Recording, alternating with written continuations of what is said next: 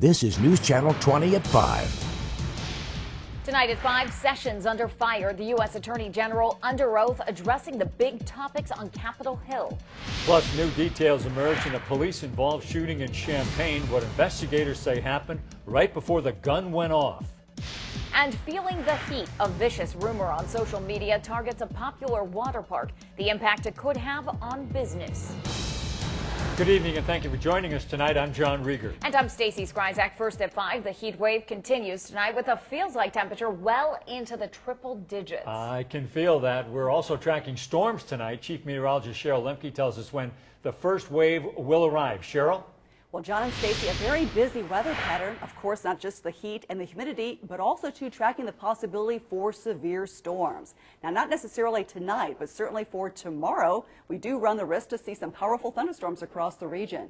As it stands, though, right now, the latest live Doppler radar pretty quiet for most of us. Most of us still enjoying rain-free conditions, although there have been some showers and storms, especially popping up east of Interstate 57.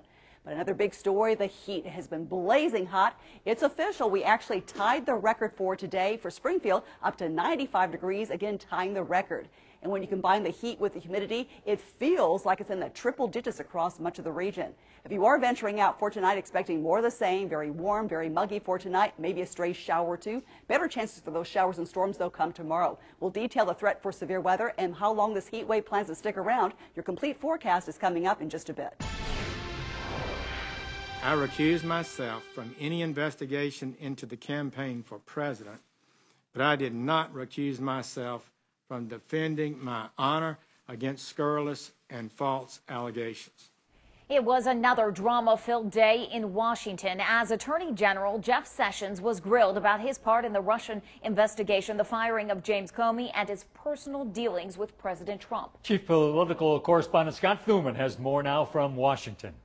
Well, this is yet another twist in this growing investigation, another big name put under the microscope regarding Russia. Many of the questions thrown at Jeff Sessions stemmed from statements last week by former FBI Director James Comey. Senators want to know about why Sessions recused himself from the Russia investigation, and if Sessions wasn't part of it, why did he have a role in Comey's firing? They're also curious why Sessions left the Oval Office to leave President Trump and Comey alone, who alleges that's when the president urged him to drop or slow the Michael Flynn investigation. Further, did he meet with a controversial Russian ambassador more times than he previously disclosed, and could they have been to affect the election? Sessions, a fiery response to that notion. A suggestion that I participated in any collusion, that I was aware of any collusion with the Russian government to hurt this country, which I have served with honor for 35 years, or to undermine the integrity of our democratic process, is an appalling and detestable lie. His appearance, though, today doesn't end the scrutiny. In fact, a couple of Democratic senators have asked the FBI to investigate and determine if Sessions actually committed perjury when he was back here testifying in January and said he hadn't had any meetings with the Russians. So a lot to sort through here. On Capitol Hill, I'm Scott Thuman. And now to our question of the day. What should happen to the special prosecutor, Robert Mueller? Be fired, step down, or remain in his position? To answer, just head to newschannel20.com and look under our Features tab. An Illinois congressman has introduced a bill aimed at ensuring presidential social media posts are archived. Democratic Representative Mike Quigley introduced the Communications Over Various Feeds Electronically for Engagement, or COVEFI Act. It would amend the Presidential Records Act to include social media. The bill's name comes from President Trump's likely typo in a Twitter post last month. Quigley says, quote, tweets are powerful and the president must be held accountable for every post.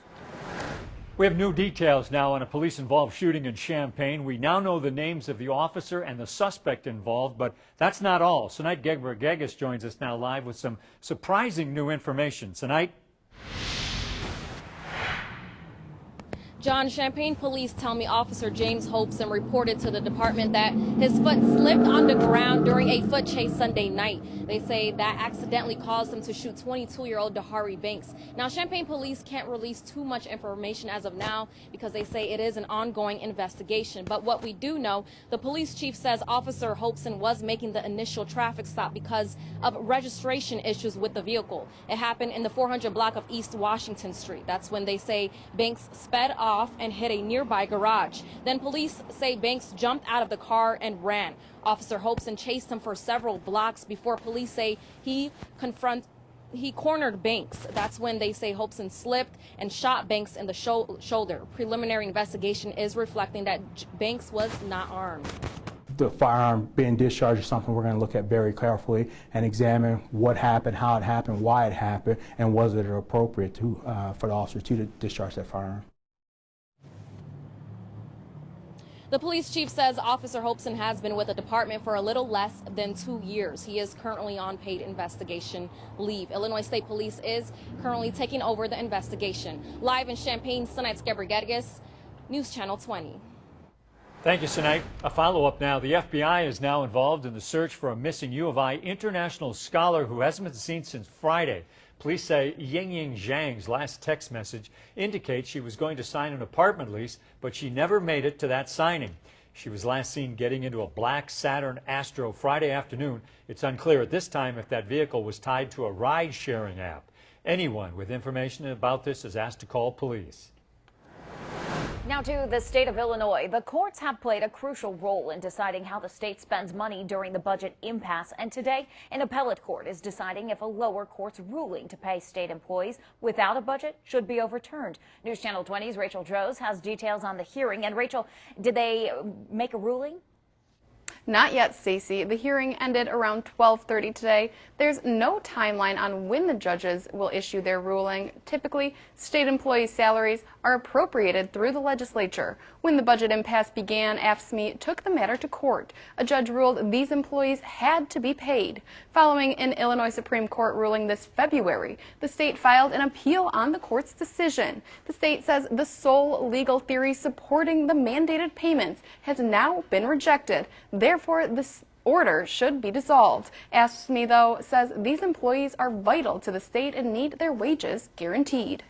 When an employee is compelled to show up to work, which state employees were this entire time, they should be paid on time and in full. And while he wasn't in court today, our attorneys report that things went very well. Until a ruling is issued, the Attorney General's office will not comment on the case. If a budget isn't passed by July 1st, Illinois will start its third year without one. Back to you. Thank you, Rachel. Happening tomorrow, a News Channel 20 special presentation of Illinois, the state in crisis. We're going to take a look at the budget crisis and hear from a panel of lawmakers as the end of the fiscal year approaches. That special starts at 7 p.m. on Wednesday, right here on News Channel 20. New at 5, a local water park is feeling the heat after what they say is a false rumor made its rounds on social media. News Channel 20's Jacqueline Driscoll spoke with Knights Action Park, which is calling this a vicious hoax. Jacqueline? Unsubstantiated Facebook post made yesterday evening claimed that a toddler contracted a flesh-eating bacterial disease right here at Knights Action Water Park. Now, the post also claimed that the toddler is being hospitalized for potentially fatal injuries. Now, Knights Action Park says this rumor is false. They say they test the chlorine and pH levels daily and their filter systems almost hourly to make sure the water is safe for customers. Rumors like these can have devastating effects on businesses. As for Knights Action, they aren't sure what the consequences are yet. It's yet to be determined. I mean, it could be tens of thousands of dollars. I mean, it's hard to say. I mean, it could exceed that. It could go into six figures as far as that goes. HSHS St. John's Hospital and Memorial Medical Center confirmed there have been no reports of patients dealing with flesh-eating bacteria within the past 24 hours.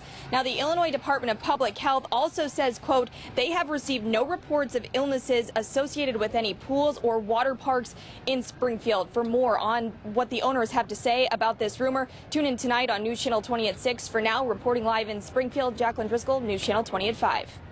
Thank you, Jacqueline. Back to you at 6. Coming up here next, fair season is here. It's opening night for the Sangamon County Fair. What you need to know if you're heading out to New Berlin. And later on, a well-being study. Find out where the state of Illinois places when it comes to children and their health. And the brutal heat wave continues tonight, but it's not the only weather threat heading our way. Cheryl Lemke's tracking severe weather just ahead.